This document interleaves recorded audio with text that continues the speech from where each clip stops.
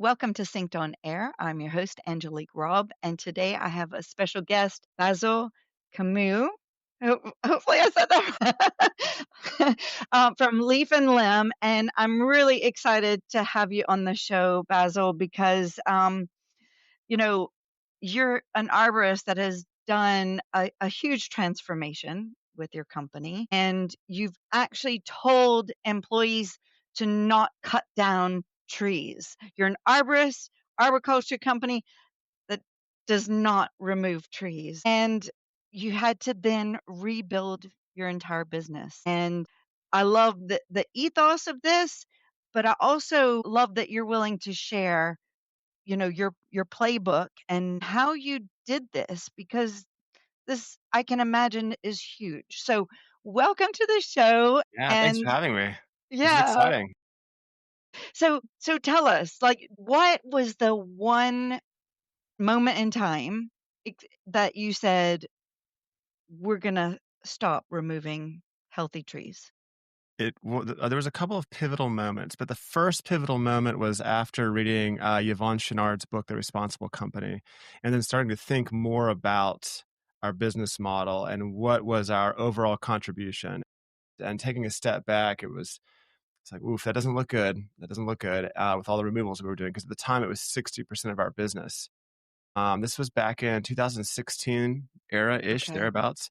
That was one really sort of pivotal moment that I remember. And then I think the other pivotal moment was fast forward to 2019, where we had spent 3 years trying to get out of removals by on the sales front, convincing clients, hey, keep your trees. They're great.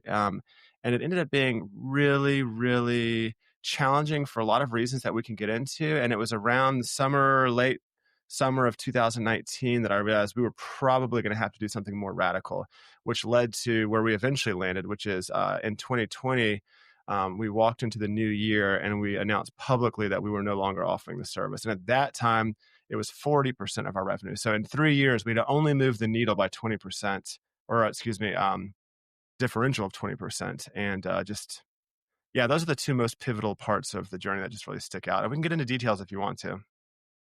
Well, I think we should, because yeah, you just said a few things that I want to know more about, because it's not only what you want to do, but convincing the clients. Right. And I personally believe that we don't treat trees with enough respect, especially mature ones. And, I get disappointed to, neighbors to remove their trees in their front yard when they're healthy. Okay. Um, 2016. Do we start Yeah. there? Yeah, let's Okay. weave in a few more bits of the story. Those are just the highlights. I think it's also worth noting that when I started at Leaf and Limb, we were just a normal tree service. We cut trees down and we trimmed trees because we didn't know what pruning was back then. We didn't know what branch collars were. So I really had this incredible learning journey. I didn't know the first thing about trees when I joined this business, but had this amazing journey with trees and soil and really came to appreciate them in a whole new way. And I think that was sitting in the backdrop of my mind when I read Responsible Company. Also, just on a personal note, I just became increasingly hard for me to stomach this idea. I'll give you the classic example: meeting with a client, beautiful white oak in the front yard, maybe multiple, and they want to cut them down to plant grass. That just became really, really tough for me to stomach on a personal level. So a lot of forces at play there, some personal, some professional, just a lot of things making me question whether this was the right thing for us to do. But what we But you said found is, 60% of your business. I mean, that's yeah, so to put it in by making perspective, this change, you're undermining your business. yeah, in 2020, we basically said goodbye to $2 million in annual recurring revenue, roughly. We're not a huge tree service, but we're large enough, 6 million a year thereabouts. The thing that was really challenging about attempting to steer out of it using sales and marketing was people often felt shamed. It was really hard to navigate these conversations of, you should keep this tree. They're important. They're beautiful. And you go through the list of reasons trying to convince them to keep this tree. And at the end of the day, they just don't necessarily care about any of that. Some people just might say no, but other people might feel shame. They might feel finger wagged. We started seeing some bad reviews, and it was backfiring. It was a really, really challenging road. There's also some structural challenges.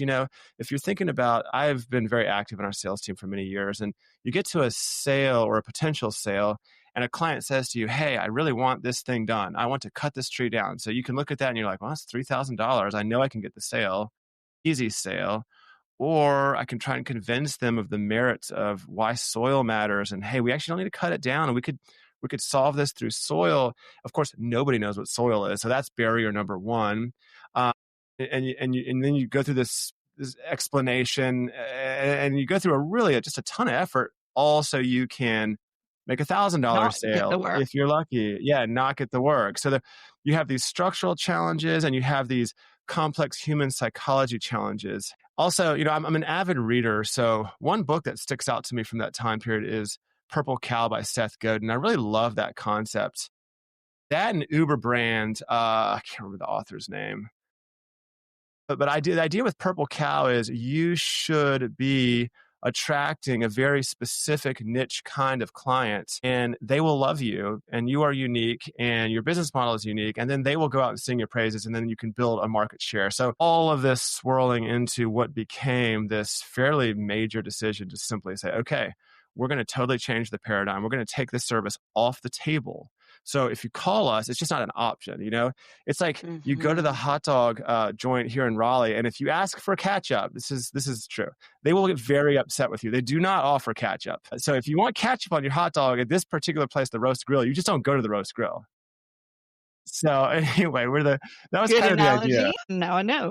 Yeah, it was a challenge. Now here's the crazy part: we did not know COVID was coming that year. That made things real dicey. Must have been scary. So sorry, I'm kind of harping back on 2016 because you tried to convince people and you tried to change that part of your business, and you had to go the extreme route.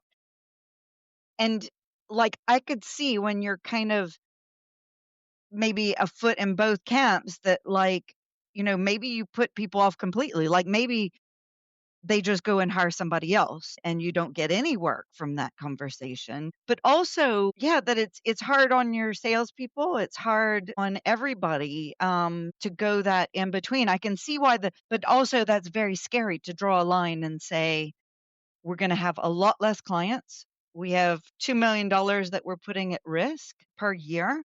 What was the environment like in the company with employees and just within the company? Yeah, I had learned years earlier, for certain decisions, you just better not announce them. You really need to get buy-in. So definitely took time to have meetings with all levels of the company. Really wanted to get buy-in into this idea. It was so big, really had to have buy-in. The good news is a lot of people agreed with this idea. Not everybody. Okay. And we did contract, so it kind of worked out, honestly. The people that didn't really want to do this, we needed to lose about 10 people or a little more. So it kind of worked out. Okay. Not saying I'm ever happy to lose people, but I mean, if you don't want to be here and we need to shrink because we've just lost 2 million annual revenue, well, it works. And that's what happened. We said goodbye to 10 or so people. Okay. So yeah, but hard to shrink and hard Yeah, it maybe was. emotional and yeah. Right. It was. Here's the good news. Now people listening know that I can give the playbook. The playbook works. We speculated on the playbook based on a bunch of reading and experience and intuition and hope and optimism, quite frankly. But there's enough evidence to support this idea that you could shrink as a company and really sharpen your focus and become king of the tree preservation and care hill, and then regroup and expand from there. And indeed, that's exactly what happened. One of the biggest things that we noticed right away was our move created a lot of controversy among our clients. We had both sides. We had people people who were very angry at us. I got some very interesting emails during that time, but also people who were really exuberant about what we were doing. And those people turned into fans, and fans will go out and tell people about you actively. They're the ones who at the party or the hangout, they're like, oh, you got to know about this company. And that's exactly what happened. So we traded a large cohort of loyal clients, and we were a great service provider, still are. Large cohort of loyal clients for a smaller group of exuberant fans. And that is worth a lot. It was a polarizing moment. And I think actually, as I'm now down the road ways. It's 2025, almost 2026. And I've come to realize there's a lot of merit to being very clear about who you are and you will attract the people that you want to attract, but you can't try to be vanilla. There's no room for vanilla in business. You have to do something or be something or stand for something. And it's better to be something specific than try to be a generalist to all. I think that's a great message for all business owners. Yeah, thank you. Um, well, so tell us what services you are focusing in on because you've cut out half of the revenue and rejigging. Yeah. Yeah. So it was a multi-part plan, but sort of the service that carried us through was this thing called structural pruning. And structural pruning is a very specific kind of pruning. There's a lot of pruning that happens. Most pruning is pretty useless, but structural pruning actually makes a tree stronger. And that's very valuable because it means your property is safer, particularly in the face of storms. It also means trees will live longer. And that is very important to us. It's also very important to the well-being of Earth. As a fun aside, people may not realize that as trees age, they actually increase their rate of carbon sequestration and increase their rate of feeding wildlife. You think about a balloon expanding, and this has to do with quadratic formulas and all kinds of nerdy math, but actually they do not slow down, they speed up. So these large mature trees are exponentially more important than young trees. So basically, structural pruning was this thing that really nobody does. Very few people in our industry do structural pruning, actually, which is shocking considering Ed Gilman has written some of the best books you can imagine on this topic. Luckily, it's getting more attention now, which is good. But anyway, high value service. It takes a lot of expertise, and not many people were offering it. So the first play was we did very deep education with sales and operations on how to do structural pruning, how to sell it, how to be top tier at structural pruning. And that was the first thing we went after to help replace our loss and removals. And it did carry a lot of weight. The other thing that happened is we became this undisputed king of tree care. So we got a lot more calls for soil and tree construction and things of this nature. That was very helpful. And then a really shocking event was many of the other tree services with whom we had been previously competing now sent work to us because we weren't doing removals anymore and they weren't doing tree care. So that was kind of an interesting, unexpected Yeah, twist. yeah, that is fantastic. More collaborative. Yeah, and here's some more. I'll get a little geeky I don't know how deep I should go, but I'm gonna go one more layer deep. In the tree service industry, removals, I've come to see it more clearly now, but I knew it at the time, but I can really see it now. Removals are the monkey on the back of every business because they require the biggest equipment.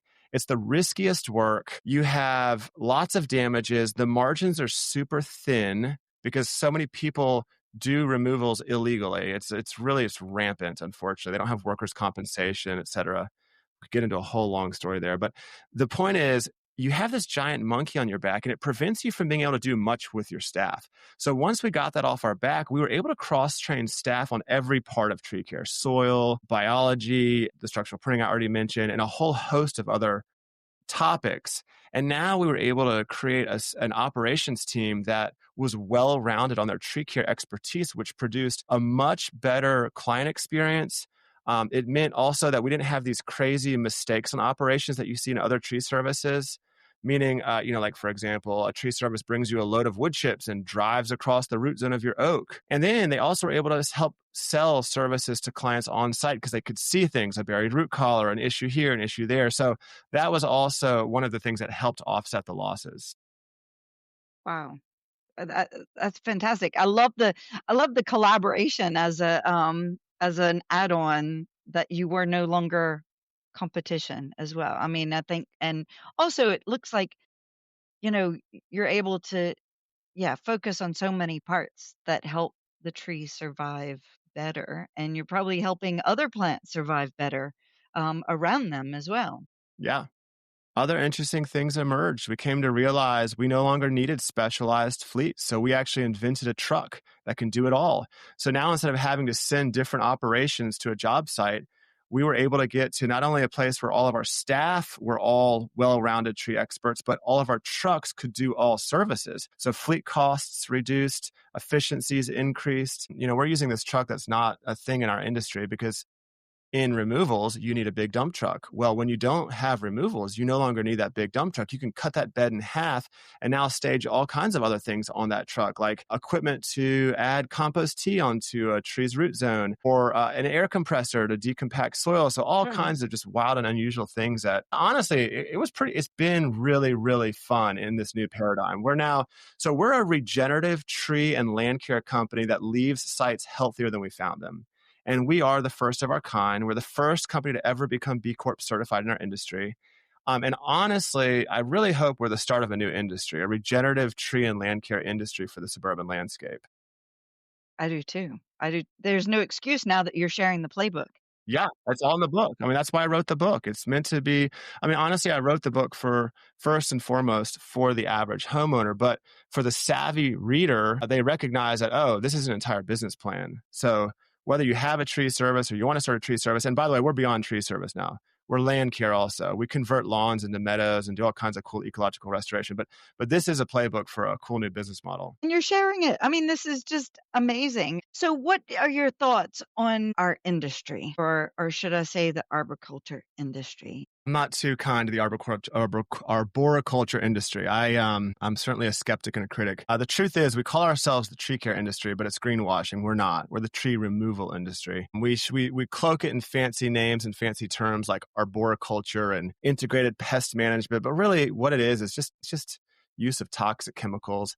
It's degradation of the land. The end result of our industry is that we leave the land more broken than we began, and that's really unfortunate because the most unfortunate part about it is that many people, I shouldn't say many people, some people enter this industry with a deep love for trees. And they get into this industry and they realize, man, there's nowhere to go to actually love trees. And there aren't many nonprofits that love trees. And there aren't many government jobs that love trees. Those jobs are far and few between. So I would like to see our industry just flip on its head and become the Loraxes. I think we can stand for something good. And I think, there's another nuance here, which is hiring is the bane of most tree services and landscapers. Nobody wants to work these jobs, surprisingly, not surprisingly, that was sarcasm. Who wants to cut down their shade in the blistering heat or ride a lawnmower and spray herbicide all day? These are not jobs that anybody wants. So hiring is a real problem. We don't have that problem because we're doing meaningful work. So I think not only could we stand for something good, but we solve our hiring problem because we're doing meaningful work and we're now contributing to the healing of Earth, which is just, stated another way. This is environmentalism. This is environmental issues. We can be a part of that in the suburban landscape. So I have this vision that we can be something noble. Yes.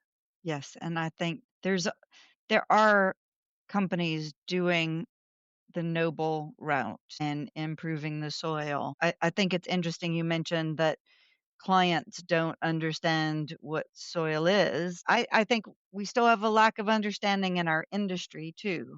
Definitely. And that was one of the things coming from the UK to here, where we were always looking at the soil first and how do we amend it and what we can plant in it that will help, or how we can work with the soil that we have. Um, and I think that there's a lot of degradation around the US that we need to deal with and understand before we can have healthy landscapes. Yeah, landscaping industry is the same situation. They degrade the land and leave it worse off. The nursery industry, unfortunately, is in the same boat. We've got all these backwards business models. And the cool thing is we can flip them and still make money. You can, instead of planting grass, you can plant meadows and still earn recurring revenue from that. And when we go down this road, all kinds of new things pop up. So I think we don't even have to trade our livelihoods out for some other livelihood. It's just flipping it on its head. And I'll just say this from experience, both personal and everybody here at Leaf and Limb, the work is very rewarding. it is a really big difference of doing a day of work where, like it's hard work. Don't get me wrong. People think, yeah, very hard work. But difference between doing hard work and having done something meaningful versus doing hard work and you just cut a bunch of pine trees down that day, or you rode on a mower for 10 hours. Mm-hmm. Yeah. How are you giving back? How are Right. you making the earth give us more? Well, yeah. I I do think that it's hard though. I'm not saying you're saying that it's easy, but when you do something new, you don't know what it costs. So you're going back to the basics and you're having to figure out how much to charge for different services. If you've never installed a meadow, you know, how you can do that and be profitable. It you know, I'm sure you had those challenges in 2019, 2020 when you're starting to do new things. What's your advice for business owners? Because you're going, okay, you're frantically busy now, you can't get enough staff, and okay, you should stop and you should do all different things that you don't know how much they cost and how to train your Yeah. people and all of that. After you've been through it and you're speaking about all the great things that came out of it. What's your advice for maybe even what kind of dedication you have to do this? Because that has to be some challenge and the costing, the people, the training. Yeah. Lots of multifaceted answer. I think if I'm speaking to somebody who's starting a business, well, it's very simple. Go get my book and read it. And email me if you need help. My email's in the book. The book is free. That's the easy one. The harder one is the business owner who Exists. wants to pivot.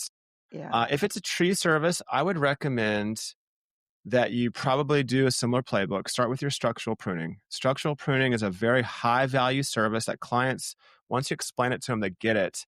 And you can use good terms like this helps increase the resilience of your trees in the face of storms. Everybody loves that because storms are a very serious thing for many homeowners. And that's probably your lever to change. And you are going to have to do a little bit of soul searching. I think you kind of got to actually want to do this. You shouldn't do it because you're going to make more money. I mean, I don't think you're going to make more money. I think you're going to make the same money. It's just different work. So to that end, I'd recommend thinking about sort of like bigger picture stuff. I like Simon Sinek's book, Start With Why.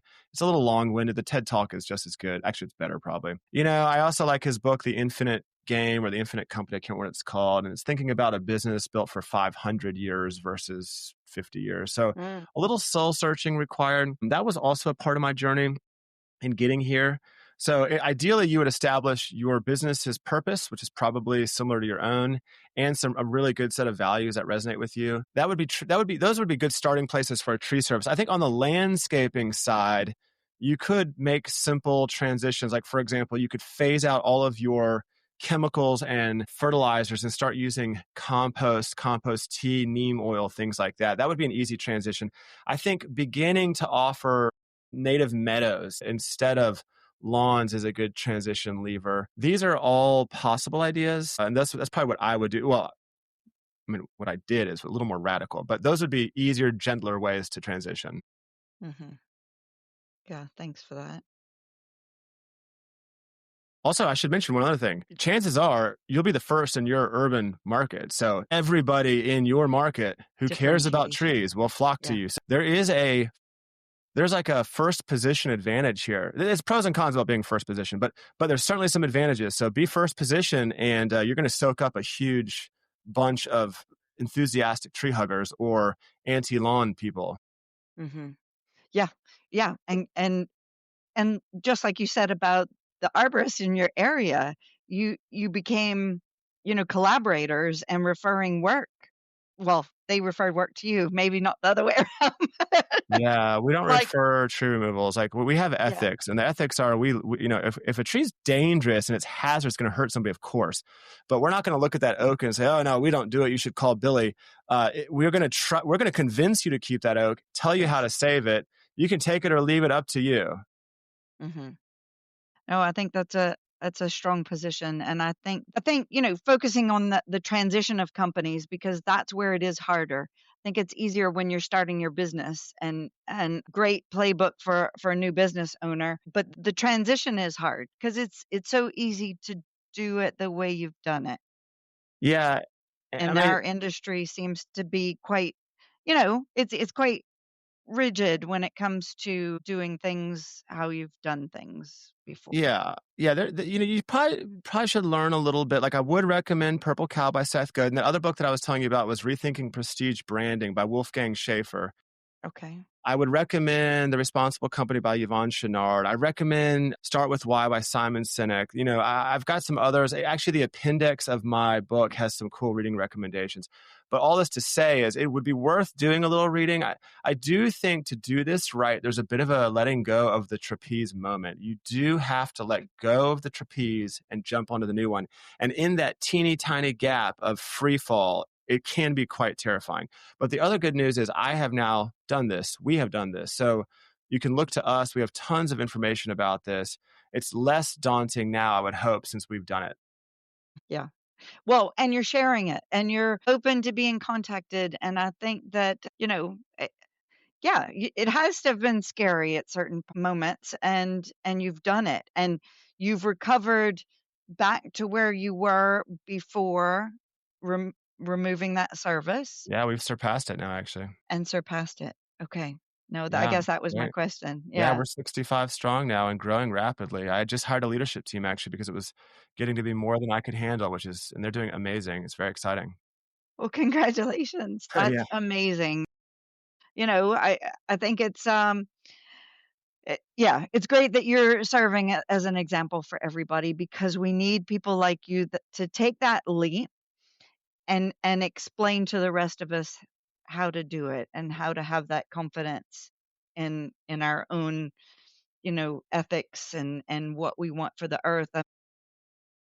I see, everything that we do is an ecosystem, and it's like for synced, it's like design, build, and maintain is an ecosystem. And we're forgetting about parts of it, and that's what, trees need soil. Construction often damages trees, all these things, everything that anybody does in our industry impacts another group.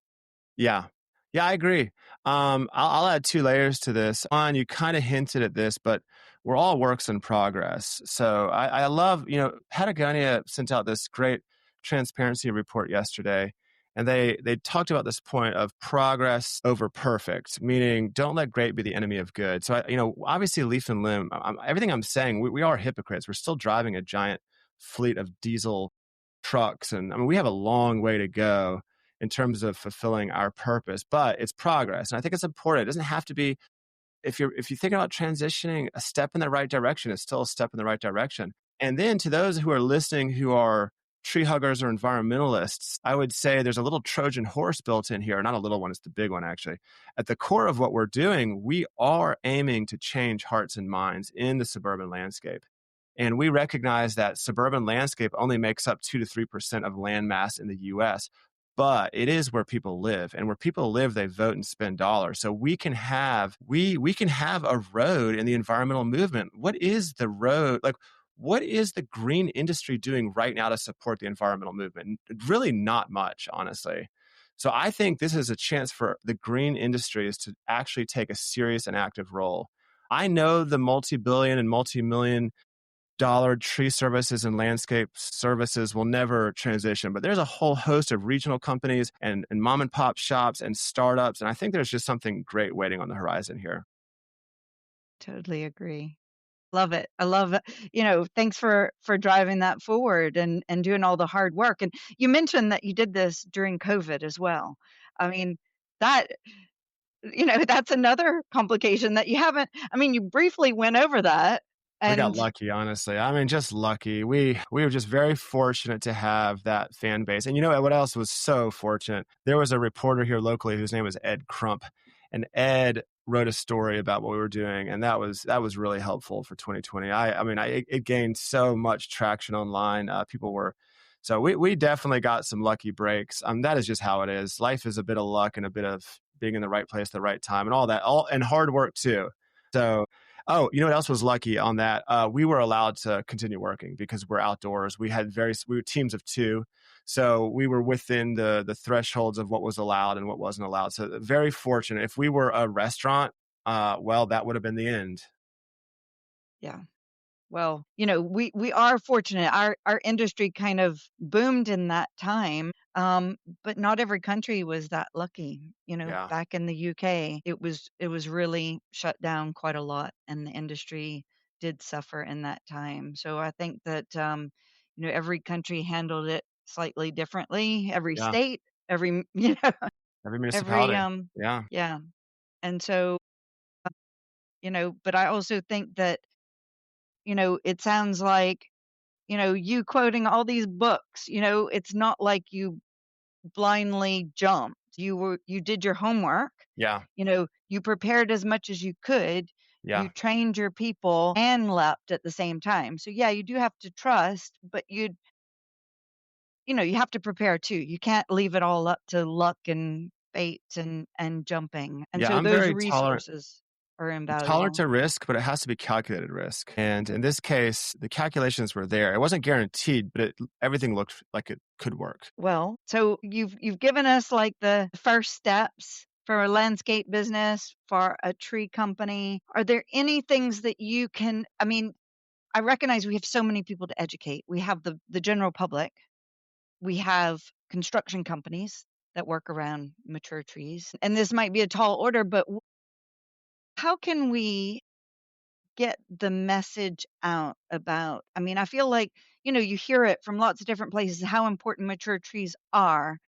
But I also see it every day that they're getting damaged even though there's a protection area under it.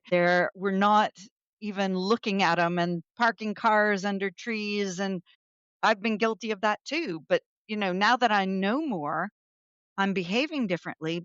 And I guess this is going back to the question of, you tried to convince people and clients back in 2016, Yeah. and that was a challenge. So how do we get people to believe in the power of protecting mature trees? Yeah. Yeah. Okay. So our entire marketing budget, and it's a lot. I should say, we're firm believers that you have to be investing in marketing and you have to be investing in sales. These are the wind that moves the ship. If you don't have these, you're just dead in the water. So our Okay, marketing budget is spent solely on education. We now do a newsletter a week, and they're not selling, they're educating, and they're fun. educating. And what we do is we aim to keep it simple. We aim to inspire and not wag the finger. That's a really important distinction. There's a Okay, lot of finger wagging these days. We try not wow. to use fear. We're trying to, again, we want to inspire, joy over fear, right? We also strong hooks. We know that not many people care about the well-being of Earth, sadly, and that's just is reality. We're not going to just sit here and say, well, so instead we focus on what do they care about? They care about money and they care about time. So everything that we're selling has real value built in. It's going to save you time. It's going to save you money. It's going to keep you safe or whatever it may be. And it's good for the well-being of Earth. So I would say, if a business wanting to go in this direction, think about doing a high-quality newsletter that educates. Our newsletter list, we're 70,000 strong right now. It is a massive source of community engagement for us. And yeah, we don't sell, but it still leads to sales. People call us because they're learning and they trust us. So it's a Hmm. non-sales tactic to do exactly what you said, which is teach people about these things. We make fun videos. They're simple language. They're articles, just lots of ways you can get people into this work or just basic understanding. That's been our method for doing what you've just asked. I think in the future, more people will know this stuff and you can rely on more traditional marketing. And we do rely on traditional marketing also, I should add that. But I think education has to be a big part of it right now, Hmm. since very few people understand these things. Yes, very powerful. Thank you. Thank you. It's I think also, that go ahead, sorry. I was just going to say, I think it's up to all of us. We can't say people don't care about this. We have to keep educating Yeah. in our roles and our companies and anywhere you can. Yeah, and I would encourage anybody listening, get on our newsletter and watch what we do. You can do the same thing. All of our resources are available. Again, I want to harken back to the book. The book is sort of the culmination of everything that we've learned along the way in terms of what we are, our services we offer, and lots of cool tips in there. That's also freely available. So you can repurpose our material or use it as is to make it easier, especially if you're a young startup. I had more to add to that and I totally forgot it. But It's that's okay. that's the heart of it. Well, and I'm thinking, landscape designers might want to, sign up to, design needs to understand, everything about trees and how we can treat them with respect.